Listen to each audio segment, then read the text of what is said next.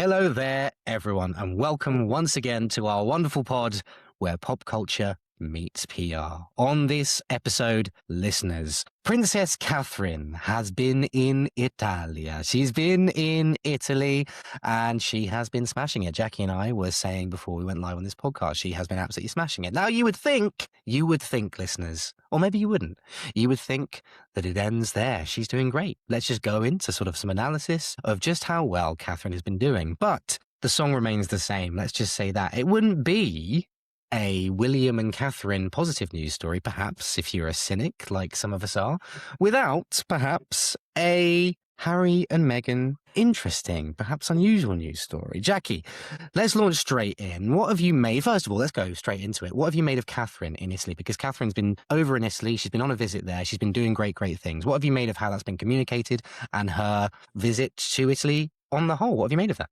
It was, as a spectacle, a joy, an elegant joy to see her interested in the causes and the things that she's interested in. She's gone to Italy, she's talking to young children, she's finding out about education, educational techniques there, and she's just the most poised, graceful, and generous person who is genuinely interested and genuinely honoured by the attention that is paid to her. I don't know quite how she does it. I was saying this morning that she has this grace that is innate. And she wasn't born to this. This is a role that she married into. It's something she knew that she was taking on when she married Prince William. And for somebody who has not been brought up in this environment, to have the dignity, the gravitas, the grace, the elegance, the poise, the manners, she's, as you put it, she's completely knocking it out of the park. And what's more, she's doing this after a recovery from a major illness, and from a time that was incredibly stressful. She's a mother of three young children that she's bringing up into this world of service. We forget that sometimes, but these children are being brought into a world where their paths are laid out for them, and they've seen how that can go horribly wrong with Uncle Harry. So she's obviously thinking about how she makes the world a good place for her kids to come into. She's fought against illness, and now she's taken on this first engagement in Italy on her own, without the support of Prince William by her side, and she's making it look like she was born to it. And as you said, Lyle, hats off to her office for creating such a tour that is so elegant and well done. And I think it's really important. You sort of took the words out of my mouth as ever there when it comes to her being there alone as well, and the significance of her being there alone. We speak quite often about you're born into it, you're born to do this role. You just have the knack, for want of a better expression, of how to conduct yourself, how to articulate yourself, how to behave on these tours. But quite often, if you're not born into the family, having the support of someone who is born into it and has been doing it their entire natural born life is a bit of a crutch you can lean on. That's not me doing anything down. It just sort of is. You're there as a duo. But actually, even more than the significance of her being there alone, this was actually, I was reading before we went live today, this was actually her first official trip abroad because of health issues, which have been widely documented, and she's very elegantly communicated both the diagnosis and the treatment therein. But this is actually her first official trip abroad since December 2022, where she went to Boston with William for the Earthshot Prize. And again, I must stress, that was with William. So that was 3.5 years ago that she last did any trip of this kind, any sort of official trip. It was with her husband. To look as natural as she did must speak to just an instinctive ability to do this. Like this isn't something that can necessarily be taught to someone. This is a craft that both she had when she was being courted by William, but she is honed, right? I She's don't know. taken this She role very definitely seriously. has over the years. I mean, I remember when she first came on the scene, she was nervous, but she was still endearing because she was very natural. And I think that's what you see when you see her talk to people. She seems unaware of the cameras around her. She seems entirely focused on the people that she wants to speak to. She's incredibly empathetic and understanding of the people who want to see her, who've been sort of crowding out to see her. You know, she takes her time to stop and wave to crowds. She just focuses on the environment she's in and the service that she needs to give that environment. And also what she's wearing really struck a chord with me because she looked so elegant, so well presented, but not haughty, not overdressed, not unattainable. She just looked very smart, very dignified. I don't know what it is about Catherine, but she has a way of looking royal when she's not even dressed royal.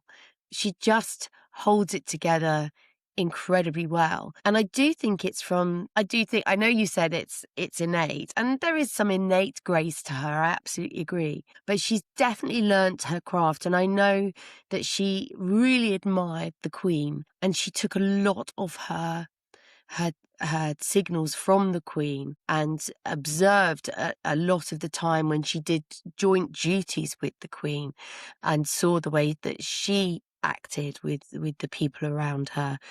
So I think she had a great teacher. But, you know, the fact that she has the confidence to do this and to hold her own and to hold those crowds incredibly well without looking like she was trying. And if you hold that in a complete contrast to what we saw in Australia with Meghan, they couldn't be further apart from somebody who's trying to act the part of a royal and somebody who is the royal. This might be a really superficial thing to bring in, so forgive me, but it's just something I noticed from reading a report, reading some commentary on Catherine's trip to Italy.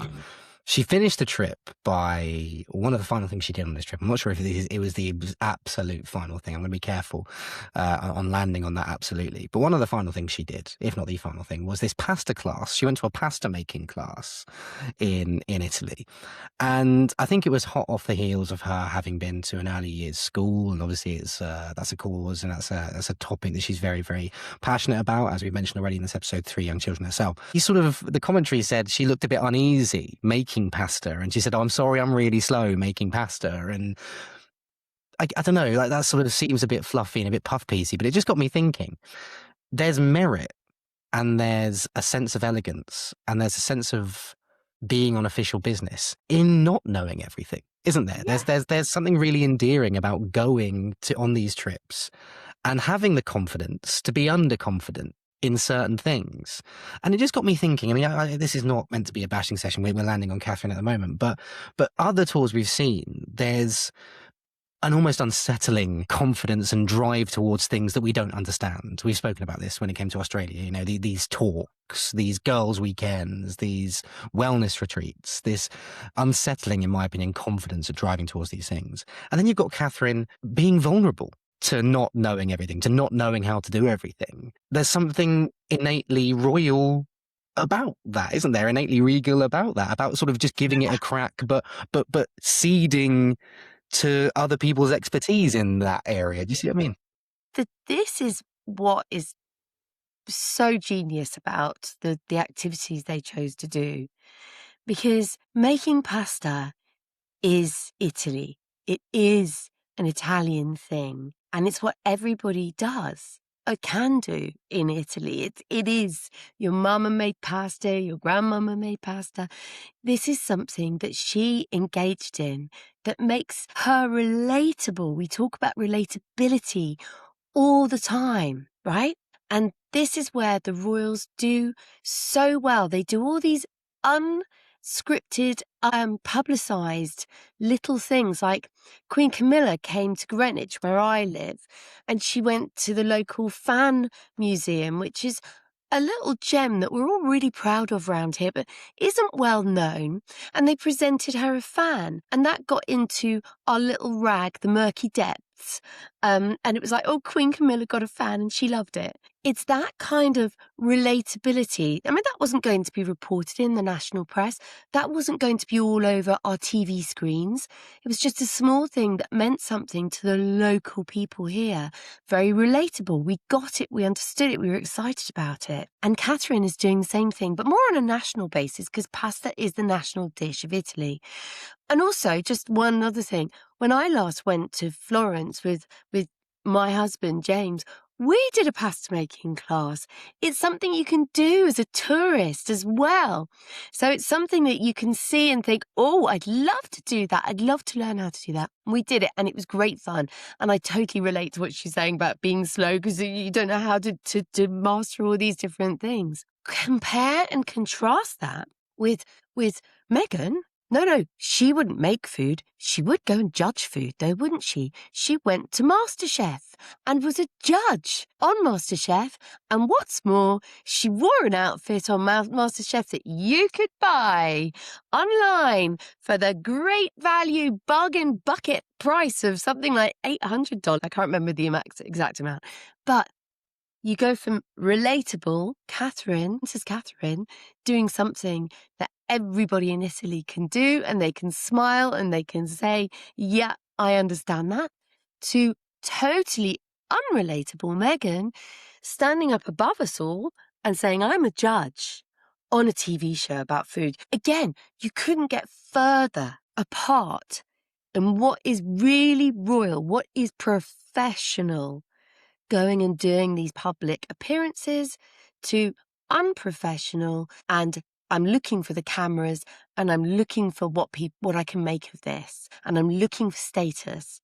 It's the motivations are so obvious and so completely different. Hold it right there, listeners. We would just like to take this opportunity to say that we absolutely love recording this content for you. So it would mean the world to us if you could like, subscribe, and follow us wherever you get your podcasts. And if you've enjoyed this and other episodes of the podcast, please do leave us a rating or a review wherever it is that you are listening. Thank you so much, and enjoy the rest of this episode. The motivations are obviously extremely different and at odds with one another. But I said to you, and this might be a question that goes completely off on a wild tangent, so I apologize. But I said to you before we went live, I'd just be really keen to know intrinsically what is going so well on one side of this equation and what is going so disastrously badly on the other side from a mitigation and brokering of the comms perspective. Because I said to you, I do a simple Google of the names we've spoken about and the contrast is stark. Now, obviously at the heart of this is the motivation. At the heart of this is what it is that they are in fact doing on these trips, is their activity, is their behavior. But the stark contrast of how it's being communicated and how their teams are clearly working is baffling me. I hope not for much longer, because I hope you've got some insight into this. I'm sure you do. What's going on behind the scenes? And how is it that Catherine and William's office are getting these things so right? Because they've been getting these things right for a long time, even in the midst of crises that, sort of have been occasionally blown out of proportion, but they've not been blown as far out of proportion as they might have been. I'm talking Photoshop Gate and things like that, because of the effectiveness of their team, their comms team, and how brilliantly they're doing it. I mean, what is going on behind the scenes there from your perspective? Well, let's compare and contrast a couple of things. So if we look firstly at the Australian tour of Harry and Meghan, that's something that they decided to do from a commercial perspective. They went to Australia to make money. And Australia and the Australian people knew that that was their objective. So when they try then to say, oh, no, Australian taxpayers' money is being spent on us and we're doing our duty and we're serving and we're visiting all these different places, they were already on the back foot because they were already coming to a place to make money, and it all went sort of downhill from there. Whereas when Princess Catherine goes to Italy, she's going there to make memories for people. She's going there to represent the monarchy in the best way possible and to show our respect to Italy and to the people of Italy by taking the time out to visit and make memories for the Italian people, which she has done beautifully. And that's the big difference in terms of motivation. So when you look at the organization that goes behind each one of those ventures, the places that the palace and Catherine's team of communicators and organizers will have been looking at, talking to and running at the event, let's say, through, everything will be about who will she see, who's going to benefit. Obviously, there'll be all the security and all the logistics and everything else, but that will be something that the recipient of the visit will be feeling like they're benefiting from. So they're working together to make this work for everybody. But when you compare and contrast that with the objectives of Harry and Meghan's tour, there's no incentive, there's no real motivation for Australia and the Australian government to get behind them. There is we have to look after them, because wouldn't it be awful if there was an attack on them? So we have to look after their safety. So obviously the taxpayers are going to have to look after the police and the traffic management and the health and safety and everything else. But there was no quid pro quo there. There was just, we're over here to make money. And then they sort of doubled down on the making money by selling the clothes off Meghan's back. Paula Froelich from Paula Froelich Uncensored calls it the trauma closet sale. You know,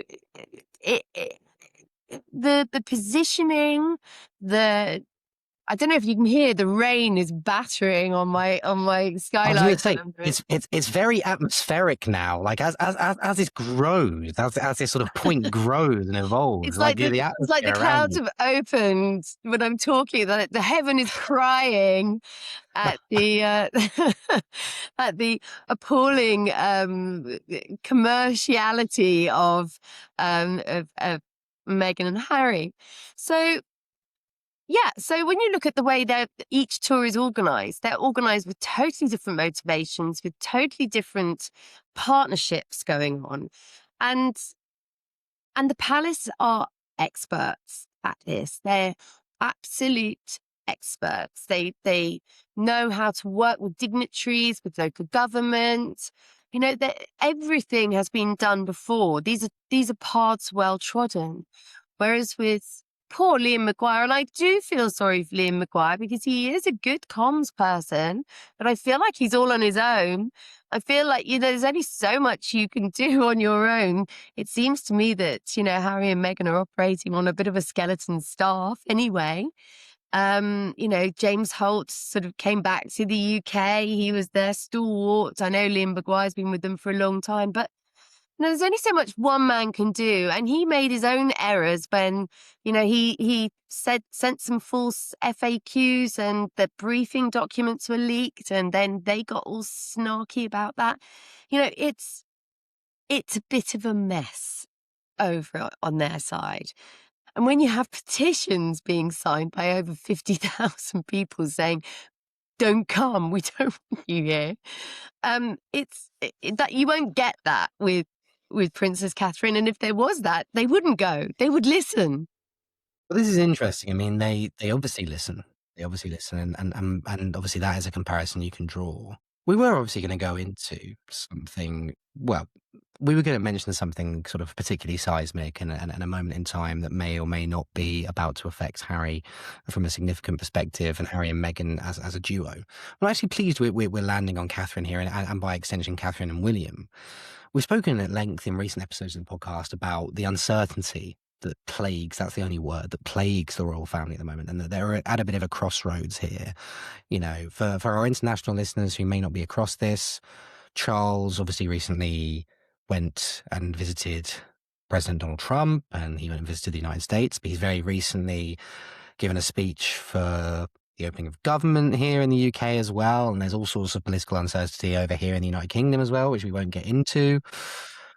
We've got Andrew and Fergie. We've got the Fergie Diddy scandal or non-scandal, which I still can't quite believe myself, which we covered in a recent episode of the podcast. You've got Andrew and protests about Andrew and Andrew's, an ongoing investigation into Andrew. Then you've got Harry and Meghan on the other side of the world, and we're going to go into Invictus and things like that. And we're going to go into something that Harry's done recently as well.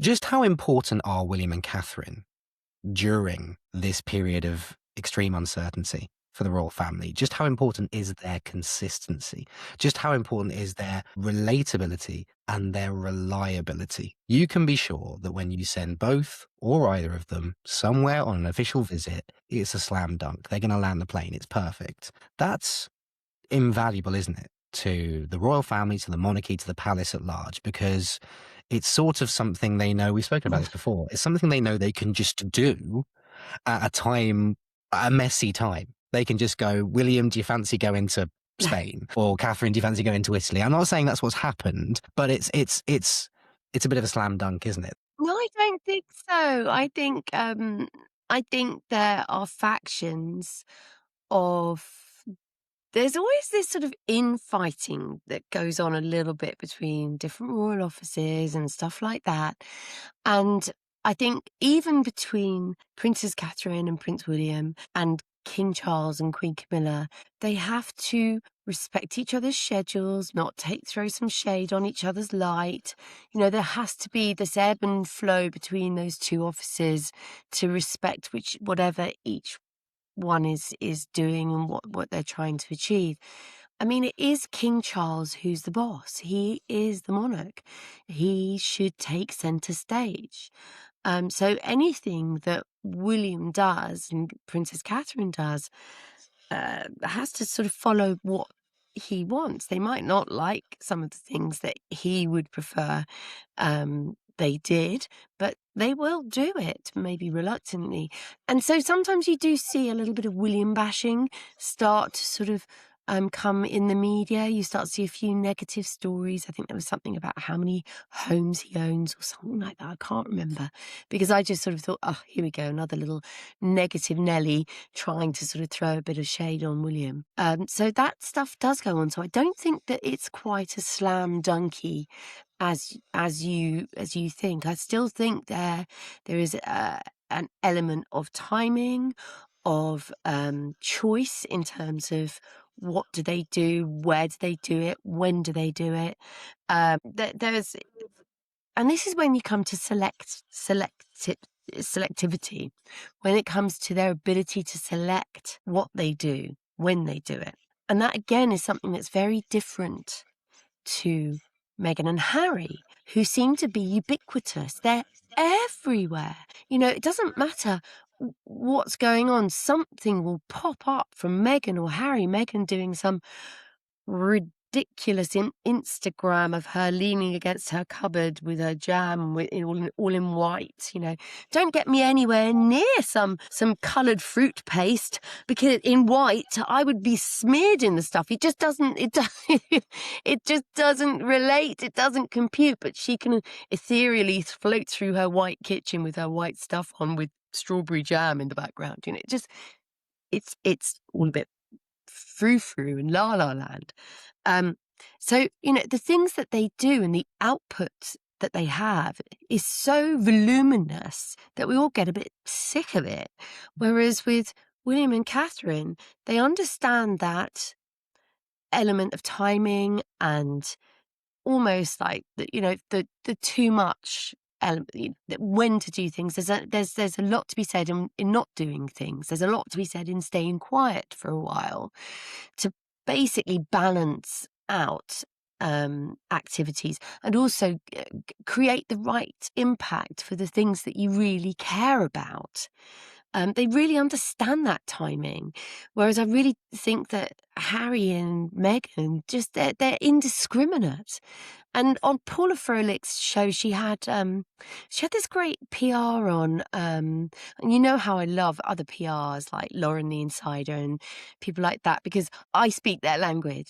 And she had this great PR on called Elisa Licht, and Elisa was saying that one of the things she noticed about Meghan in Australia was that she did an interview with an exclusive interview with a periodical, a publication that was really not particularly high flying. She would have expected somebody of Harry and Meghan's status that they were trying to, the status they were trying to establish, to go with something like Australian Vogue or, some of the bigger titles. And I can't even remember the name of this Australian.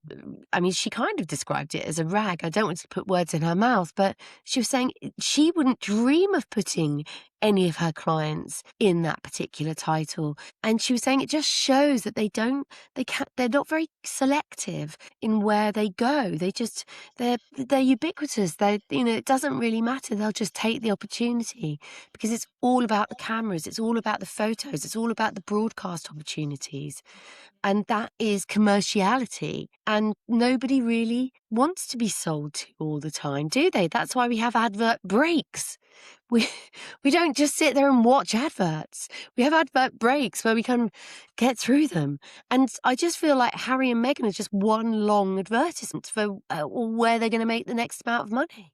Before we go any further, we would just like to tell you about a brand new podcast from the creative minds behind Where Pop Culture Meets PR. By fans and for fans. Pod Round discovers and curates the best episodes from across YouTube, Spotify, Substack, the whole pod landscape, and delivers the ones worth your time straight to you. Serving up different genres and different voices from all four corners of the globe, Pod Round is the one-stop shop for podcast lovers. That's Pod Round, available wherever you get your podcasts.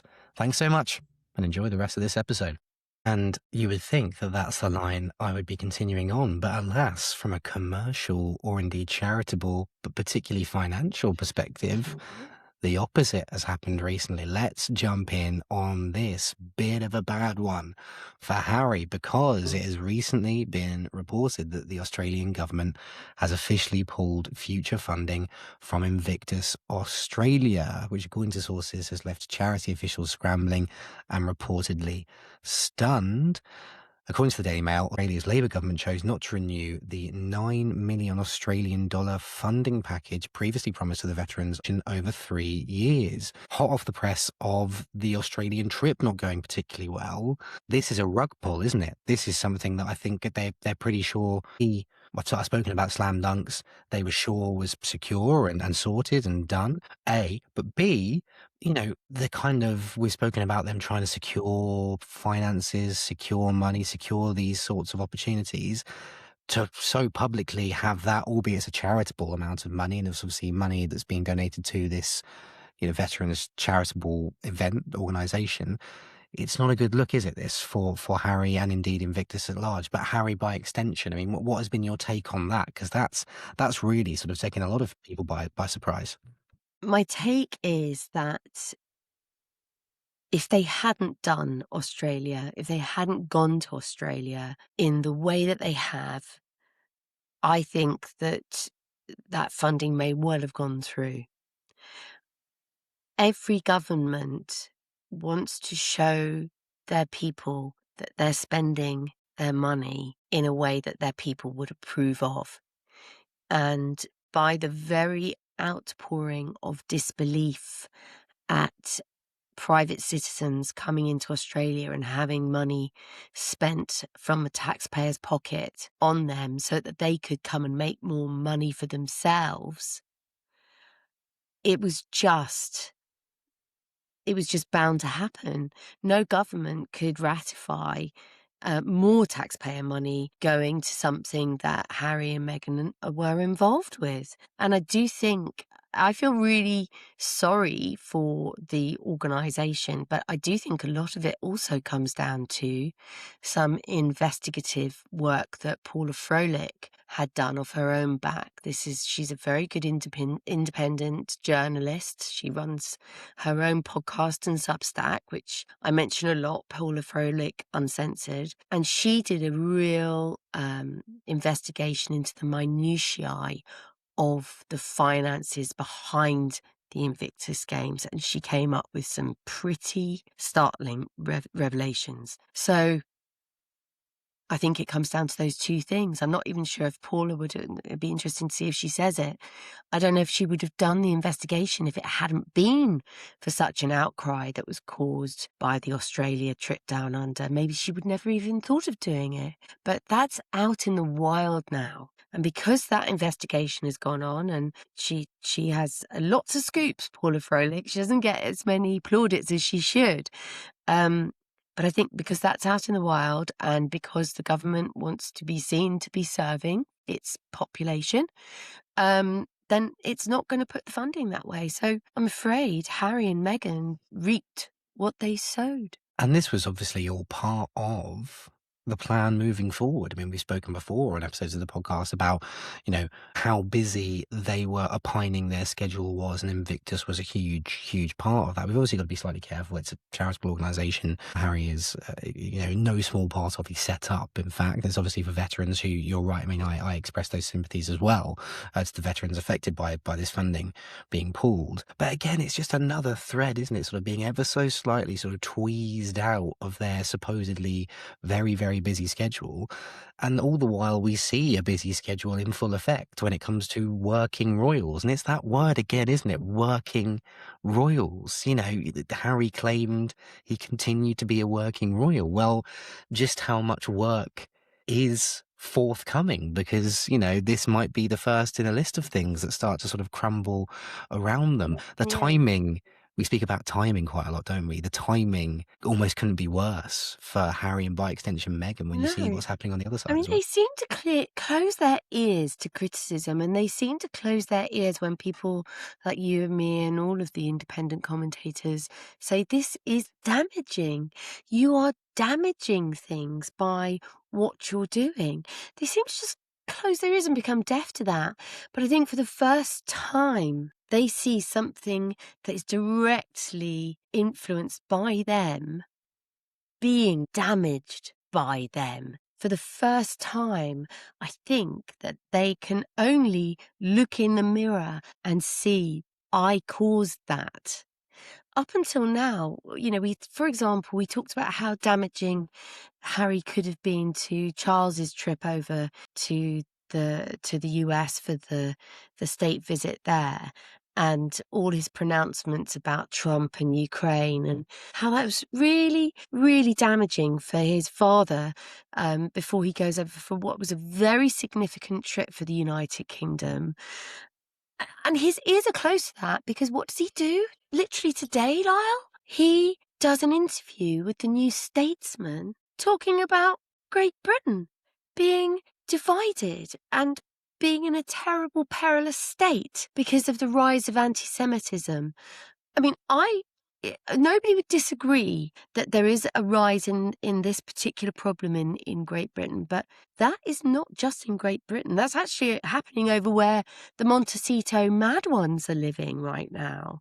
There's a huge rise. It's a problem across the world, and it is something to be taken very seriously. But I would say that Harry is not the person to be talking about this in the New Statesman. He does not represent us. He lives elsewhere. He has done for the last 6 years. If he wants to talk about troubles with anti-Semitism, he could talk about what's happening in the country of his residence, because it is happening there.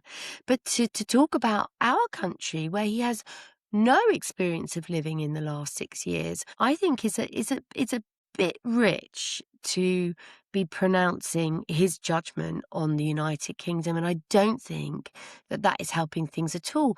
But there are commentators that are speculating that he has done this because Catherine is knocking it out of the park in Italy. And yet again, whenever they see a positive royal story happening, they want to come on in with the Harry and Meghan blunderbuss and try and drive right through it with their big 9, 10 feet, size 10 feet. It's just very frustrating and very annoying. Their timing, I mean, their timing is about the only thing that you could maybe level as being consistent about them, in the form of, these kind of unusual, unusual is the word, unusual, these interventions, these articles that we see in the New Statesman, for example. You're right in bringing that out. Harry opining, is that the right word? Commenting on broken Britain, anti-Semitic, And anti-Muslim sentiment over here in the UK. honestly, Lyle, the New Statesman should take a good look at themselves, because their reporting is going down the gutter at the moment. They used to be a really good publication, but in my humble opinion, and this is only my opinion, their standards of reporting are falling below where they used to be. And why they are taking an interview from this young, middle-aged man who's a private citizen, who is not a working royal, who is not representative of our country, why they're even going down that route, I think, is just clickbait, basically. And I'd have thought New Statesman was better than that. Strong words indeed, and picked up by other papers. But the New Statesman is the origin of this story, the origin of this article, and yeah, I mean, we would love to hear your thoughts, because we've covered Catherine, and her brilliant trip over in Italy. And then we've done a direct contrast. And actually, I said to Jackie before we went live on this episode of the podcast, it's interesting. We brought bits of William in, we brought bits of Charles in, we brought bits of Meghan in, but actually the Catherine Harry kind of standoff, I really liked. I like that angle today. And bringing this article in, obviously that's appeared in the New Statesman. Obviously, Harry at the epicenter of the Invictus Games all over the world, and that knockback they've had in the Australian iteration of that event as well. What are your thoughts, our brilliant listeners? We would love to hear them as ever. Do keep them coming in. What did you make of Catherine's trip to Italy? What do we make of Catherine? I mean, I bet our opinion, but we would love your opinion on Catherine and the elegance of Catherine, and how natural she appears when she goes on these trips. We would love to hear that. And also, what did you make of recent developments surrounding Harry, the Invictus Games issue, the Invictus Games Australian knockback, this article in New Statesman? Please do get those comments coming in wherever you get your podcast, particularly on Substack. We love reading your comments on Substack. Search Where Pop Culture Meets PR. We would love to see you there. Subscribe. It is free. It is free, listeners and viewers, wherever you're watching. So please do head to that platform as well. Thank you so much for joining us on this, the latest episode of our wonderful pod, Where Pop Culture Meets PR. From Jackie and from myself, take care of yourselves. It's bye for now.